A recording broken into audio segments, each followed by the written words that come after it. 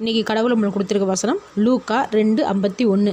பின்பு அவர் அவர்களுடனே கூட போய் நாசரேத்தூரில் சேர்ந்து அவர்களுக்கு கீழ்ப்படிந்திருந்தார். இந்த வசனத்தை கொண்டு கடவுளை மட்டும் என்ன சொல்கிறத பார்ப்போம். இயேசு சாமி 12 வயசில் பிதாவானவர் தன்னை அனுப்பினார்னு உணர்ந்த போது தன்னுடைய தாய் தகப்பனுக்கு கீழ்ப்படிந்து அவங்க சொல் கேட்டு நடந்தார். தேவனுடைய வல்லமை அவன் மேலே இருக்குன்னு தாய் தகப்பனுக்கு கீழ்ப்படியாமல் இஷ்டத்துக்கு நடக்கலை. மரியாளும் யோசேப்பும் நல்ல தாயும் தகப்பனுமா இருந்தாங்க. நமக்கும் நல்ல பெற்றோர்கள் இருக்கிறாங்கன்னா அவங்க சொல் கேட்டு நடக்கிறதுல எந்த தப்பும் இல்லை. சில பேர் வீடுகளில் நல்ல தாய் தகப்பன் இருப்பாங்க, ஆனால் பிள்ளைகள் சரியானவங்களாக இருக்க மாட்டாங்க. சில பேர் வீடுகளில் நல்ல பிள்ளைகள் இருப்பாங்க, ஆனால் பெற்றோர்கள் சரியானவங்களாக இருக்க மாட்டாங்க.